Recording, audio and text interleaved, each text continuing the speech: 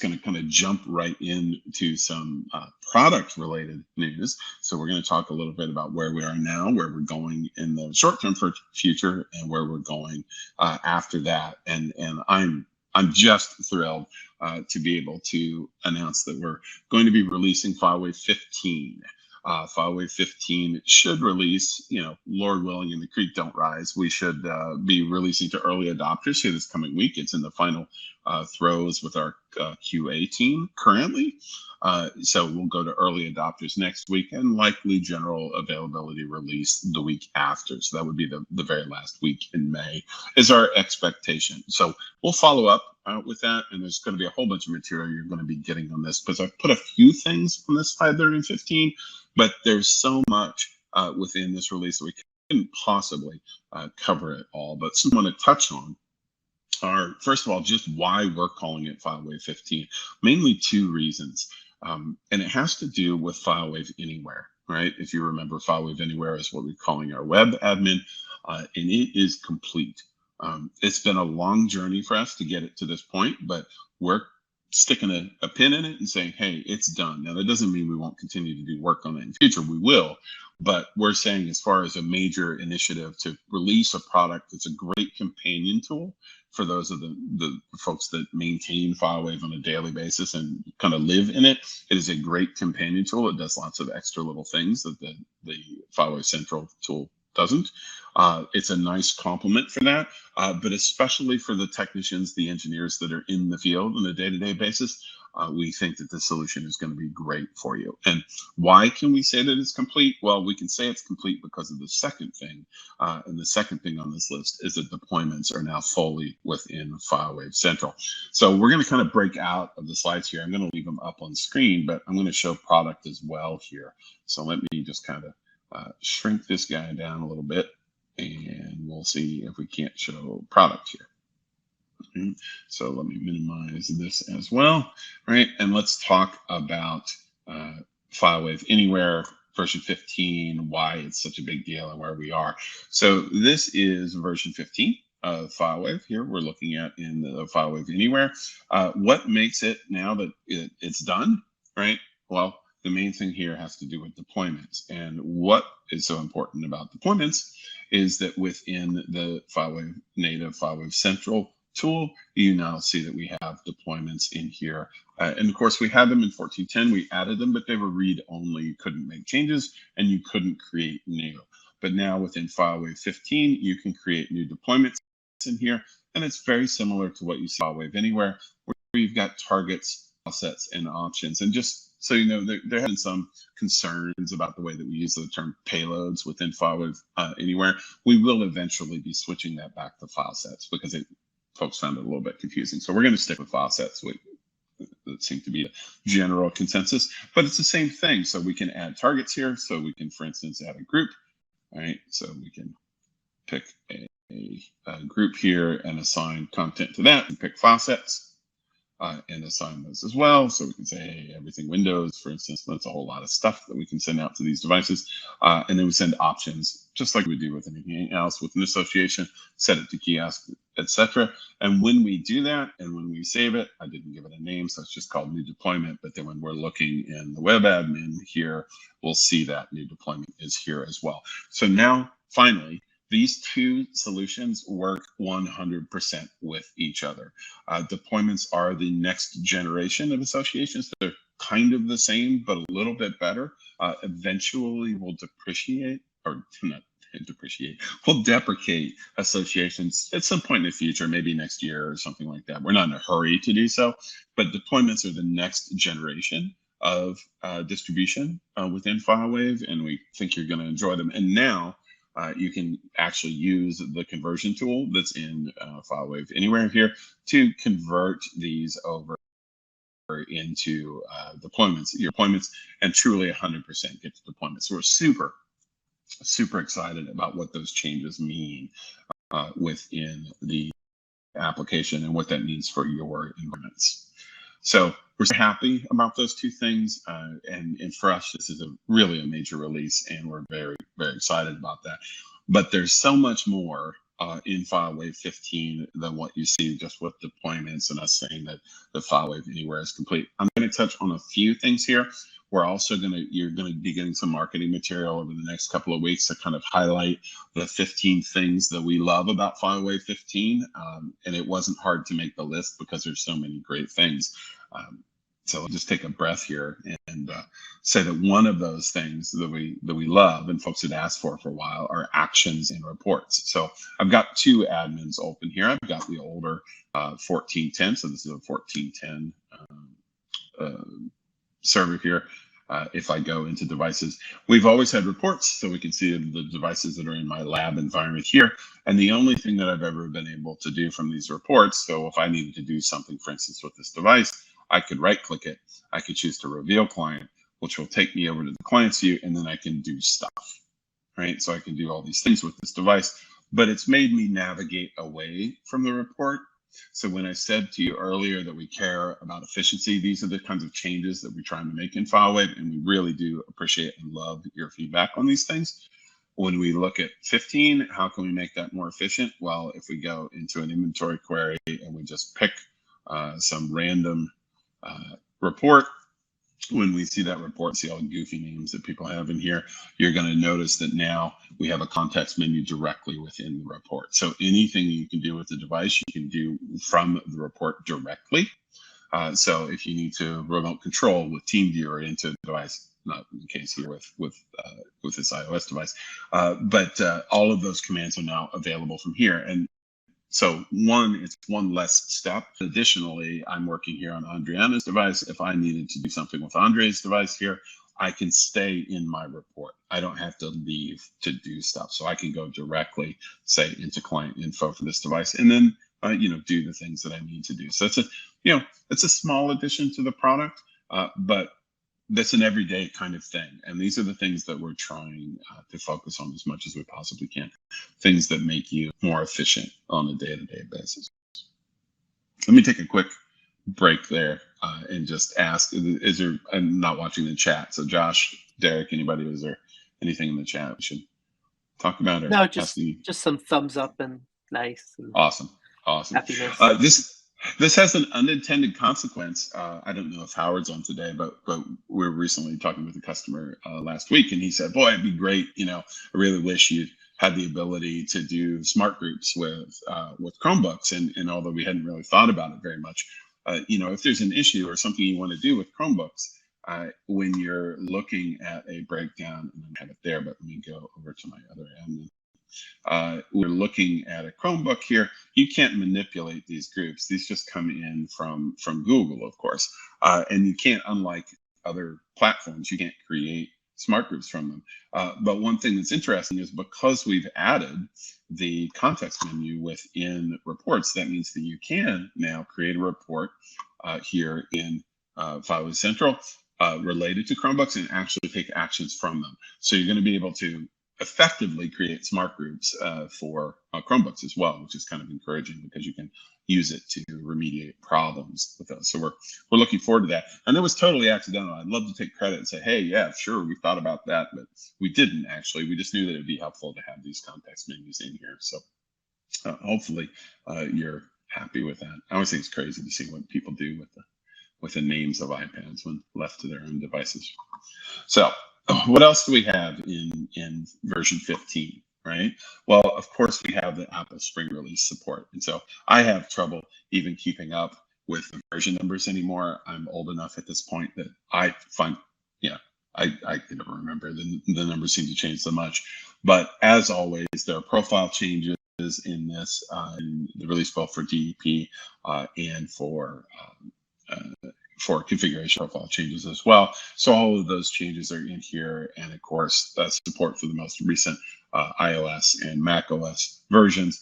We already supported them, of course, but the versions are actually reported correctly now. So it was working before. So that's always a big deal for us. It's actually quite difficult for us to line up our releases with the Apple releases, but we try the best we can while we're still delivering value and all the other FileWave goodness. So we've got the Apple Spring Release support, several other things that I want to mention. We've added the ability and I dare say it's about time that we can duplicate profiles. So within the admin, if I look for a profile, for instance, we've got a restrictions profile, and this is the most frequent use case is on restrictions, where you might have a lot of stuff in a restriction and you just want to make a slightly different version of a restriction, but you want to reinvent the wheel. You can now right click and choose to duplicate a profile. And we'll see that pop in here in a second. Well, we have a second one for block cloud, and then we can just go in and edit it, change the name, etc., however we want to. But again, these are not earth-shattering, additions, but just really nice day-to-day things. And although I do love to add new features, I find that it's the day-to-day things that really make the difference. So we've got duplication of profiles. What else do we have? We have a default tracking state. For those of you who are tracking your devices, meaning not, in lost mode, but you just track them as a matter of course, where they're all set to normal tracking, if you will. There's now a preference for that. So you don't have to worry about newly enrolled devices. So when we look in here, you'll see that there's a default state for tracking devices. So you can see my environment here, it's set to untrack. That's the default position. But if we set this to track, that means that every newly enrolled device, so devices that enroll afterwards, it will be changed then to be tracked as a default, which saves you one more setting that you need to apply to those devices. So again, just trying to look at efficiency and things day-to-day life a little bit better. And of course, all of these requests have come from you. So we'll talk about product board and the roadmap, etc. later. But those requests are meaningful. I apologize if we can't get to all of them. There are a lot of great ones, but we tick them off as we go along. So I know I mentioned before that FileWave Anywhere is complete. And you may say it was complete in version 14.10 because it already did deployment. That is about deployments in FileWave Central. But the other part is the main use case, the day-to-day use case that we see for FileWave Anywhere has to do with using it as a technician, right? If you're in the field that's doing stuff with devices, we want the main things that you do every day, right? Probably not creating content, probably not creating a lot of payloads. If you're in that, in the field role, finding those content to devices, all the devices at, what payloads or file sets have installed, etc. But we had kind of a missing piece there that we didn't have really important for the field engineer persona, and that has to do with imaging, with Windows imaging in particular, that you have the ability to assign Windows images to devices. And I realize in this case that in demo here that I didn't actually create an image in here, but you'll see this looks very much like deployments, where you pick both the devices you want, the image that you want, and again, I should have created one in here, but I forgot about it. So you can pick the image that you want, you assign a driver pack if you want, and then you pick the devices that you want as well. So this really completes everything as we see it as important for the field engineer. We're certainly looking for feedback, in future. If you say, hey, we need to have this in FileWave Anywhere, we need to have that. We're looking for it now to grow organically. But FileWave itself, as far as we see this solution being built and what's included, what's not, it's done. There's still going to be things that we do some cleanup with and touch and do maintenance stuff, but the rest of what we do in here is going to be driven by you, the people that use it on a day-to-day basis. And we're really interested to see how much the utilization starts now, especially with deployments being available here and in FileWave Central. So we're super excited about this and really looking forward to it. Hopefully it makes your lives easier, that you'll be able to manage your environment, say from an iPad when you're traveling around, or as a matter of convenience, that you can get to it from the web quickly. So we're pretty excited about that. There's a slew of other things that we're not going to touch on today. I will mention just one more kind of feature here is on the licensing report side of things. In the older admin, so again, this is in 14.10, when you would look here we've got a license report. Let's look for one where we've got something actually signed. So here we've got an app, and this is my lab, so we don't have too many things. But when you double click on that, it takes you to a report where you are seeing the license detail view. Not a great view. This is much better when you're looking at a regular application, not a VPP app. So this is the old version. And I don't have anything in this demo environment that shows licensing detail because no VPP licenses in it.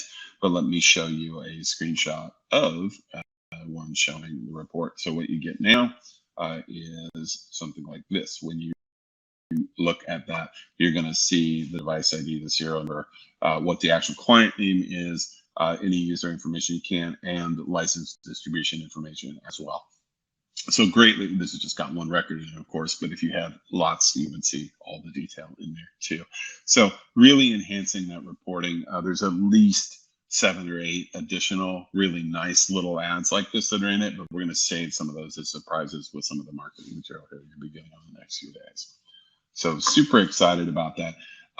Any questions before I move on to talk about kind of what's next? So FileWave 15 with QA today. We expect it to release by the end of the month, the very latest, the very beginning of June. All right, so on the feature side, that kind of wraps it up for what I'm going to cover today. But I did want to mention 2 things that on the other notes, although now I can't remember what I meant by other. We've got decommission of ZMQ, a full decommission of that now. So ZMQ was replaced by NATS. Our NATS protocol was implemented about 8 months or so ago, and that's been put in place while ZMQ was still there, so it could be leveraged. That is now fully deprecated, and ZMQ is no longer used. So what that means is there's a couple of ports that you won't have to have open anymore. So you'll see that in the release notes. You can turn off those ports if you're security conscious. So we recommend that you do, since they won't be needed.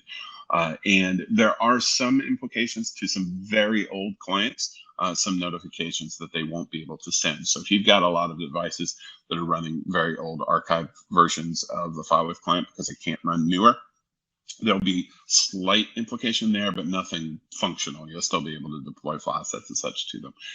We'll list that in the release notes as well. The other decommission note that's in FileWave 15 has to do with device discovery. It is a very sparsely used tool. It's basically actually an integration of InMap into our boosters that you could use to scan the subnets. That technology wasn't really used by folks. We found it slow and cumbersome and limited in its implementation. So we've decided to remove it, and it sounds like a small thing, but it's actually about 25,000 lines of code have left the product to do that, so we can focus on some other things. We do still recommend several other tools that can do that kind of outside of FileWave, and frankly just do a better job of it. So it wasn't our core competency. It's kind of a side thing that had just been in the product for a long time, but really wasn't used in many environments. So that has been removed as well. We're not removing the inventory related to anything you might have run a discovery on in this release. That will be in the next one, but we'll be watching to see if anybody would be impacted by that. So that device discovery tool on boosters won't be there anymore. And by the other note I meant here is that there's just a lot of other things that we haven't yet covered in this venue. We just don't have the time to cover them all. So there's so many little things, but management of smart groups and groups in FileWave Anywhere is now a little slicker and neater. There's a concept of a bottom bar in FileWave Anywhere that makes actions on common devices easier.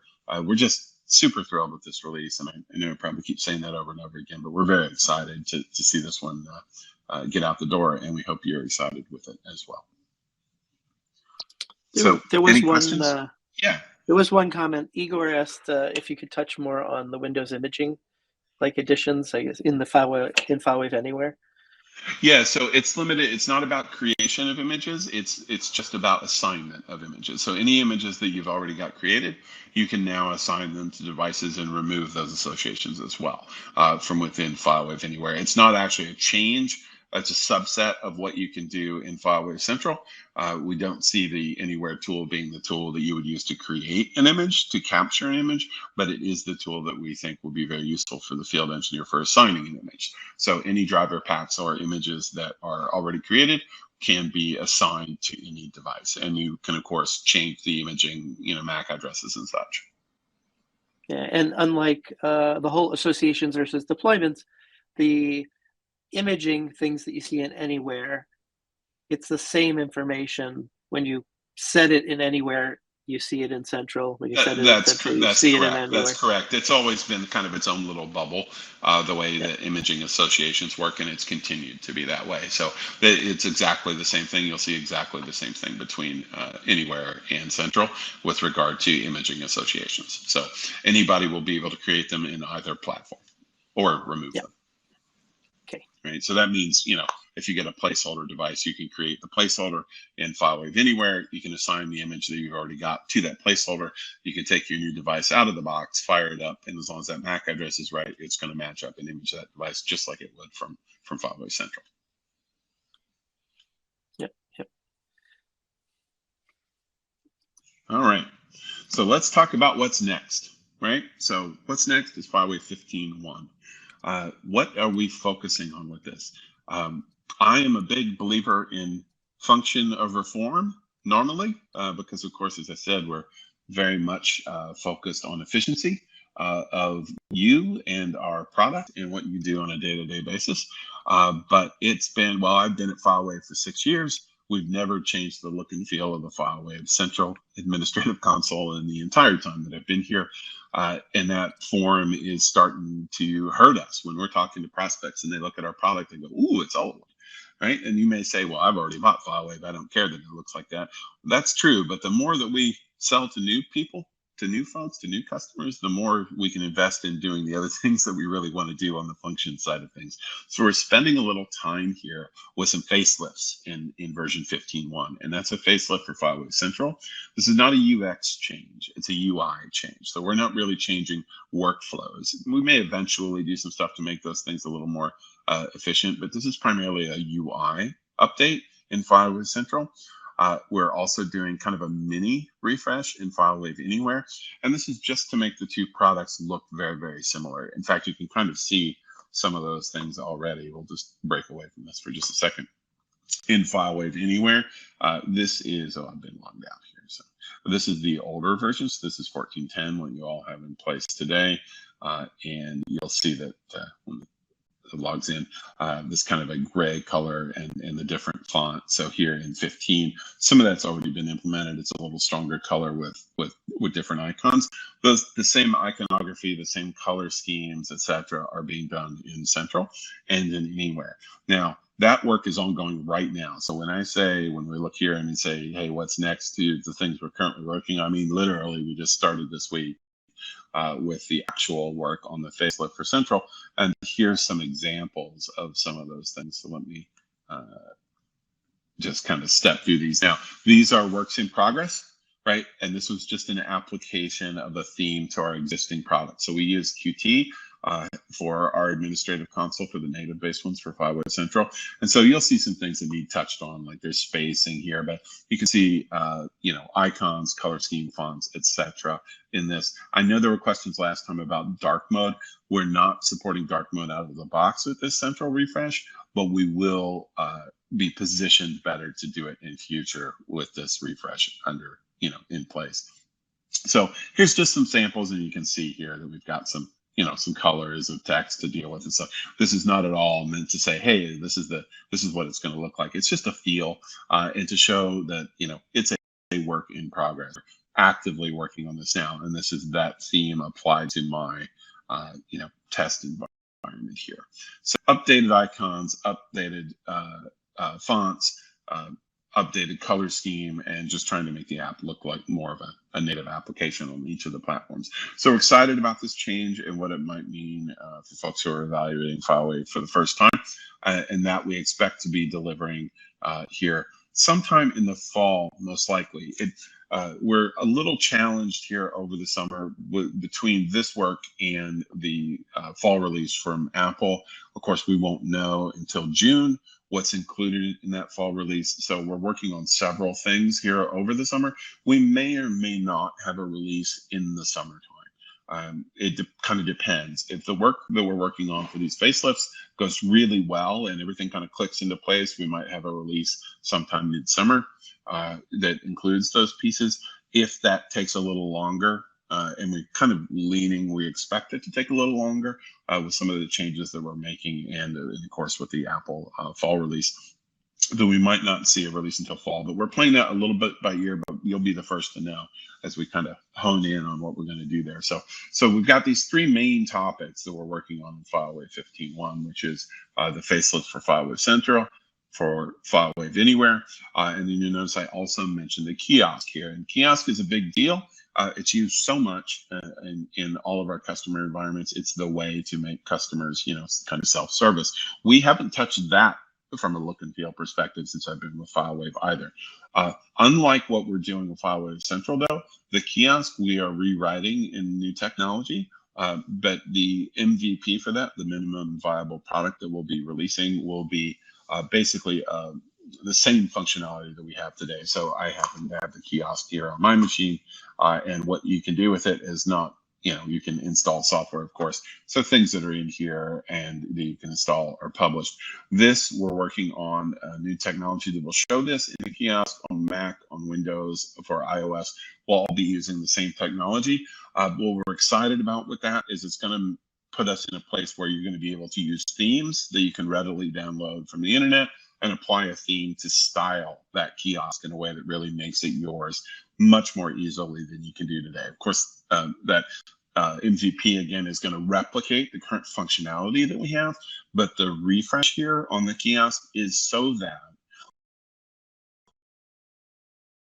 we can do things like notification. Like, wouldn't it be great if it actually told me if it did an OS-based notification of that? So this is to set us up for that eventual future work that we hope to maybe touch on sometime starting in the fall.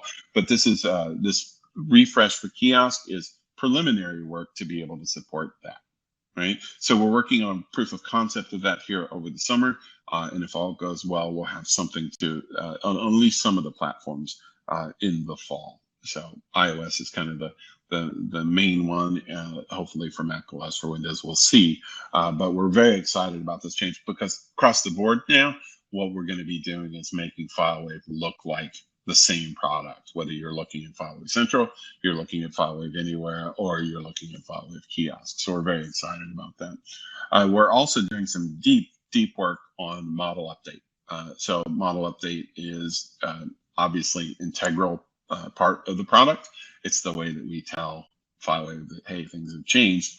We're working on some improvements for that. So there's some new code being written to handle model updates, and we're hoping to see a performance improvement in model update. I won't share the figure that the developers told me, but they hope to see let's say at least a double-digit percentage improvement in the time to do a model update. So we're hoping to see some really nice performance boosts out of that. Again, we're playing the delivery with this. We're not quite sure whether it will be ready, and because this is so important to us that we have to make sure that everything tests good with this, because it's a very important piece of FileWave for us to touch. So we have to make sure that we've done it right. So we'll spend a whole lot of extra time testing that one before we release it, but that we're working on now as well.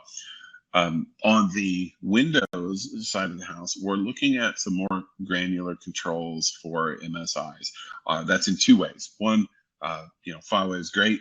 You can drag an MSI in and you can deploy it to devices and it all works silently and beautifully. And that's super, except when it doesn't, right? So what happens if the MSI itself actually has problems installing? Now, FileWave doesn't control that. It's the MSI that's doing it. But it would be great if FileWave told you exactly what the error was that was going on with that MSI. So we're looking to improve our logging within FileWave. So if an MSI goes bad, if it goes a little rogue, that we get better logging information from that. The other thing that we're looking to do here is to look at allowing you to modify command line switches. So for those of you who manage Windows devices, with MSIs, when you drag them into FileWave and you go to distribute them, we automatically make them silent. The way we make them silent is because we use the /qn command line parameters for that MSI that makes it run quiet with no notification, right? So that what makes it quiet. But what if you want to do something different than the way that we automatically do it? We totally support that. You can do it today, but to do it today, you have to write a script to do it. Most folks will do that in a batch file that calls MSI exec that passes the parameters of the path to the MSI and then whatever command line switches that you want to use. We're looking to expose those command line switches in the actual file set itself, so you can just specify other switches there and make it a little easier without having to write scripts to support that MSI. So again, trying to make things more efficient, just ever so slightly easier, on a day-to-day basis. All right. Other things, of course, I mentioned the Apple Fall release. We don't know what's in that. We'll find out in June, and we'll start working on that. But that will be, of course, for a fall delivery. And we're also looking at some improvements in FileWave Anywhere. As I said, we were done, but we'll keep tweaking a little bit. We know that a field technician is going to spend most of their time in the device view, looking at an individual device, with it, why did all this, why is it doing that kind of thing. So we're looking to make some improvements within FileWave Anywhere to that device view. In particular, we're looking at the ability that you can define your own fields when looking at a device, which fields you want to be the kind of predominant ones that show for you. We're super excited about that because it's going to allow some customization. We think will probably filter its way back to FileWave Central as well. But this also gives us an area where we can kind of innovate, test things out without, making it very helpful, hopefully, for the field technician. There's a QR code here that links to our product board roadmaps and kind of our, feature request boards. I can't tell you how important it is to us to do that. As I mentioned before, we have lots of requests, lots of very, very good requests.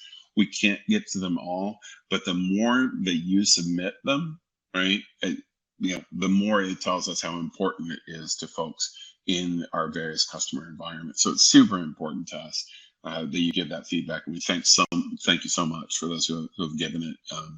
Most of that feedback has gone directly into the things that you're seeing here within the roadmap. So this is our current plan, right? What we're working on now. We're actually in development with this, and we'll be working on for the next few months. What's coming after that, if there are no questions? Josh, are there any questions or anything so far? There was one that I don't know if you'll know offhand, but Michael was curious about on Windows. When you right click on the kiosk icon and it doesn't give you the menu at first, like it pops it up. He was curious if in the new redesign, if you'd just be able to simply do that right click and get to the menu without it popping up. But I didn't know if you tried that and remembered. Yeah, I don't know that one. I don't know that one offhand. What we're likely doing, the way the kiosk works today, is it's entirely. So you've probably seen it by name. That it's an application called FWGUI, right? .app on the Mac side, and of course an executable on the Windows side. So it's its own executable. What we'll be doing is, I realize I'm meaning to here, but I meant to come over here. What we're going to do is this is still going to be an app, but what you're seeing here is most likely going to be an iframe of a web app. This is not a web app right now for Mac and Windows, so this part will likely be a web application. So we're still working out details. We're working on the POC for this right now. And as I mentioned, we'll probably start with iOS because that one just basically uses it as a web clip already. It's a little bit more complicated on the desktop side of things with Mac and Windows devices. But that's part of this project, is working through that POC. So we're super excited about this, though, because we just haven't touched the UI elements here in the kiosk for a long time. And there's a lot of stuff we'd like with it. You've all given great requests about making kiosk more than what it is today. And so they're looking to do, but we're going to be restyling it first to put us in the position with the technology to do so. There was sort of two other questions. Igor was asking, if there were, and there was nothing I knew of, but if there were any roadmap plans for anything with artificial intelligence, like a thing to help with scripting or anything, or I didn't think there was because we would have chatted about it. I mentioned the knowledge base is using some stuff. Yeah, we're using it more operationally for some things. Well, I say we, I mean Josh. is using it more operationally. Our POs have been using it operationally for documentation and stuff, but we haven't talked too much about it yet as far as being implemented in the product. No, not in the short term. That's what I thought. And Jose wondered about Mac OS updates. I know we're going to talk a little bit about that even later in the AMA, but will they get better with Nudge and time zone support for our users around the world? Now, for Nudge, I could say we have a KB article posted now. So Jose, you might want to look over at the KB. There's a file set that uses Nudge that could help you use it with FileWave. But I also know later we're going to talk about there were some AMA questions around Yeah, I think we'll probably table that one to talk about during the AMA. But I also think like that's a really good question. It might be very good, and this kind of segues into some stuff that Josh will talk about later. But this might be a good webinar for us to do about using Nudge. Yeah. And so I think that I don't know. I'm not watching chat right now, but just show of hands. I wonder how many folks have attended any of those webinars. They've been well attended, and then of course they're being published on YouTube. So it's a great topic for that. So that one will probably take offline and talk about some best practice stuff. But to say that the move to Mac OS software updates through MDM has not been the smoothest would be an understatement, right? So, but we can do some things to really improve that a bit. So that might be a great topic for one of the Discord-based webinars. Yep. I agree, and we are going to make smaller ones, kind of like that iOS wallpaper one we did. That was a shorter one, focused on a single topic, and I think especially around the FileWave 15 stuff, there might be separate ones or one just on the stuff in 15. So that would be good. Yeah, I was looking at our analytics the other day, and I was actually surprised by the few number of folks that have used that iOS wallpaper functionality so far. I highly recommend, if you haven't had a chance to look at what it's for and how you can use it, to take a look at that webinar. And again, that's on the YouTube channel. It's there and recorded, and it's a simple, easy thing, but I think it could really make a difference in most environments on a day-to-day basis. I agree.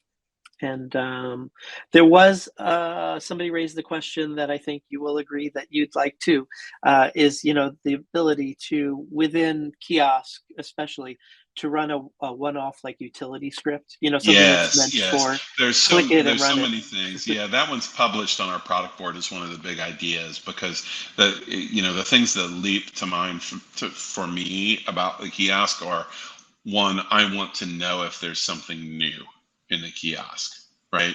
Is there a security update that I need to run that maybe my administrator has made it so that I can choose when to run it when I want to?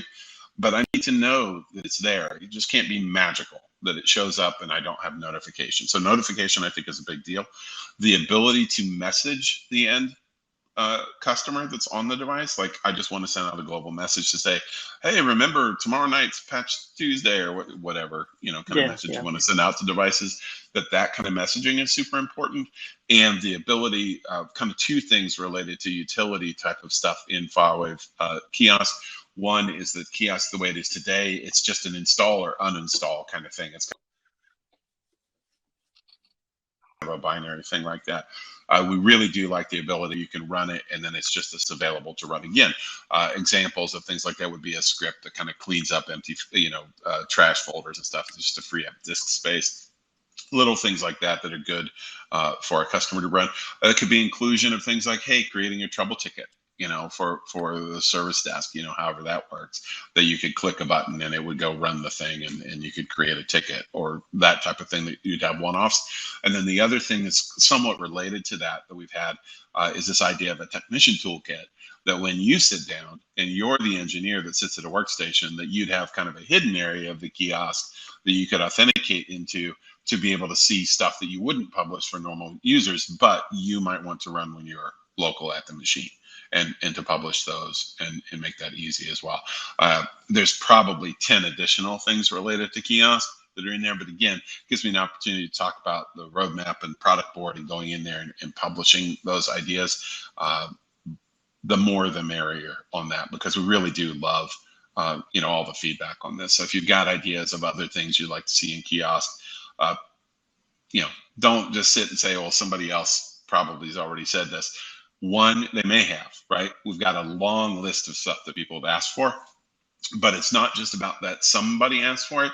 It's also how many people ask for it that influences how we approach a topic. So, somebody asks us for a feature, but that feature request only is going to help that one environment.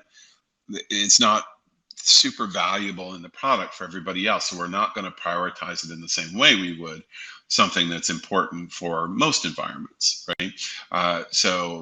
We're most likely going to try to come up with some kind of API work or a script-based thing to do that kind of work, but we're really looking for things that resonate across environments.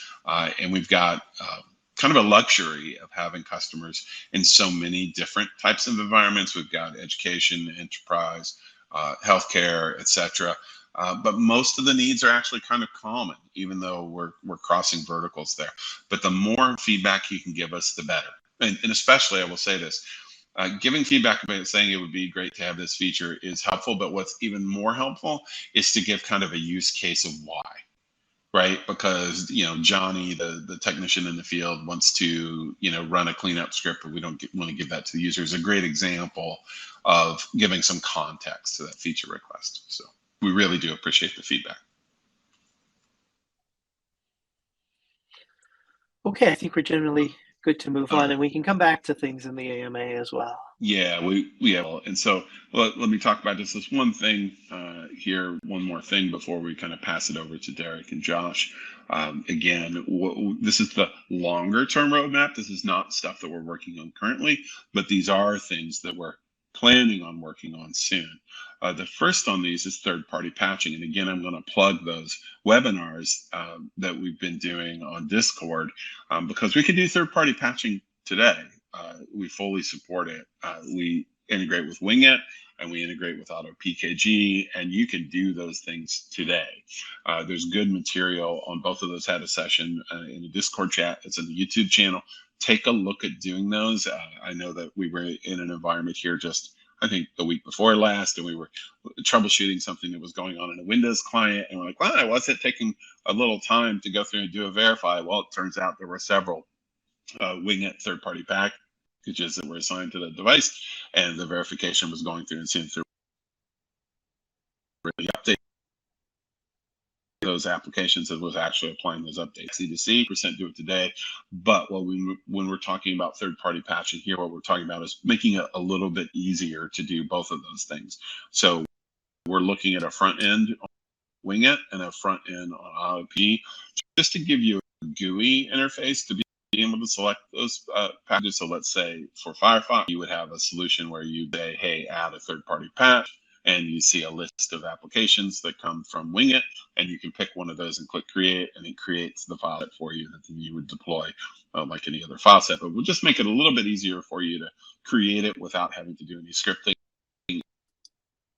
And the same thing for that side, where we're looking to provide a user interface to that to make it more seamless to bring that content into FileWave. But the foundations of it, the bones of it, are still the implementations that we have today. We'll see UX improvements and UI improvements there. So we're really excited about that work. We've been talking about that for quite some time, and the teams have been evaluating exactly how we're going to do that technically.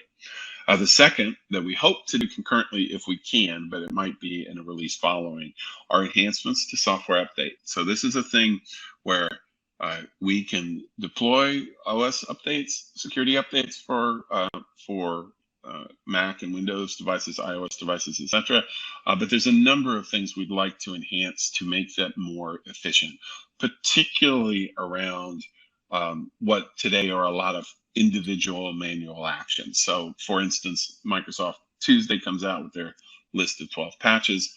For each of those patches today, I have to go through and click create and then assign and then create and assign. So we're looking at basically mass actions with software updates where you can pick all 12 and say, okay, go ahead and create these and assign them to my patch testing group or assign them to production in a way that you can do it a little more efficiently.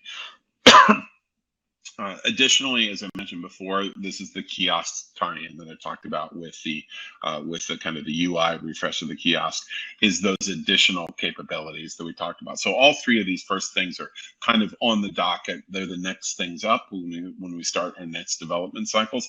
And the last one that we're just seriously considering, but we haven't had a lot of feedback, is on Chromebooks. We think there's a whole lot of management that can be done on the Chromebook side that would make your lives easier. And I'm not just talking about folks that use us today for Chromebooks, but I'm also talking about if you have Chromebooks in your environment, but you don't use us today. We'd love to talk to you about why you don't use us, what it is you'd like to see. Is it related to deploying extensions to those devices? Is it about policies that are being sent to the devices? The APIs that support them, we're trying to figure out, is it a good business move for us to do it? We think it is. We think we can actually help a lot of environments on this. So love to talk to you about that. If you have any interest in talking about Chromebook support and functionality on the Chromebook side, please do reach out. You can reach out directly to me, Tony Keller, and I would love to talk to you about that. So with that, that's kind of, this is the more longer reaching stuff. We'll probably be working on these things around year end is when we'll be working on this. We're probably looking at some kind of release related to third-party patching, either very close to the end of the year, but more likely right at the beginning of the next year. So any other questions?